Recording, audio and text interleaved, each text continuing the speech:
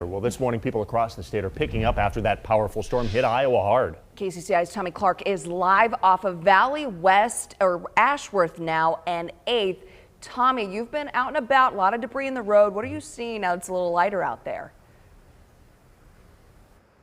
Yeah, so those major problems right now are, of course, the power outages, but then all the debris we're seeing. Thankfully, this is just in a front yard, but you can see major tree limbs came down on top of this business on the very front of it here. This is a common scene in the area. Lots of big tree limbs have fallen down, covering yards. Thankfully, most of the streets that we've encountered have been cleared, but this will be the major pickup today. Mid-American crews are working a 24/7 shifts right now to get power restored. They requested 2,000 people to come to Iowa from other parts of the Midwest to help us out, but that could be an issue because other states are also seeing widespread damage. They say it could take a few days for power to be restored in some places, depending on that type of damage. KCCI caught up with those impacted by the storm. I live in this condo up here, so I was looking out the back and all I saw was like wind and rain going. Didn't see any damage until I came out. Lots of wind, lots of rain, just a lot of bad weather. Pretty scary. Yeah, you can see as the sun comes up, we're just getting a better picture of this damage. Blocks in this area will go without power while others do, but we're really on the street Ashworth here. If you get off of Valley West Drive at 235 and head east, this is the area where we're seeing those blocks of outages. Right now, just debris in this vicinity.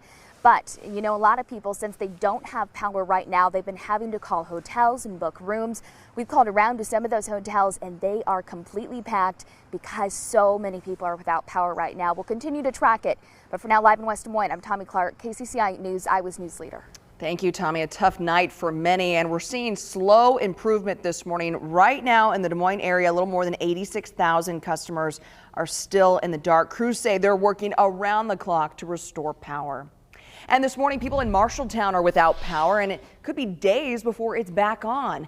Power lines are bent and snapped all over town. Trees are toppled into cars and homes. A tree even slammed on top of a truck. The man inside had to be flown to a nearby hospital with serious injuries. Cleanup will be underway for days, but you know, this is nothing new for Marshalltown. The city survived a devastating tornado just 2 years ago. It definitely brought up some hard memories. So, but we're going to be okay. Marshalltown's a strong community, good people, great people, salt of the earth people, and we will be okay.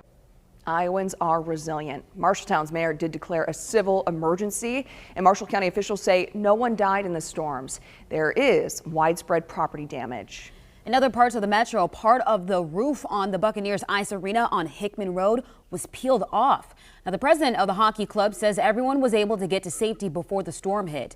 No one was hurt, but the cleanup effort started right after the storm passed.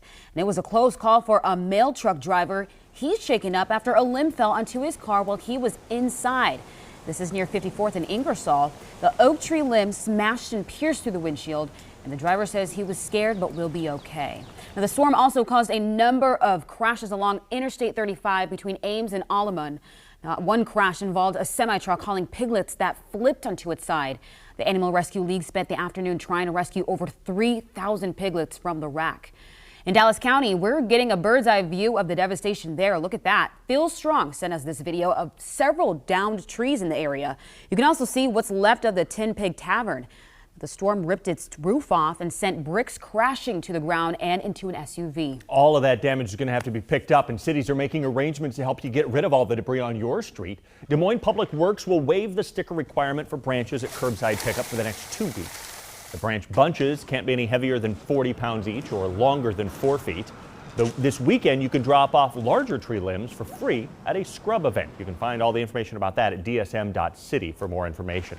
If you live in Ankeny, you can drop off your branches today through Saturday at Prairie Ridge Aquatic Center from 8 to 4. Curbside pickup will also start there tomorrow.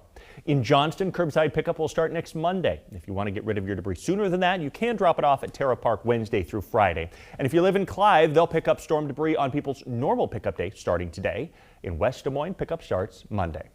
Well, you've been sending us incredible photos of all the storm damage through our local pages and our Facebook pages. So much damage. This is on Loomis Avenue on Des Moines South Side.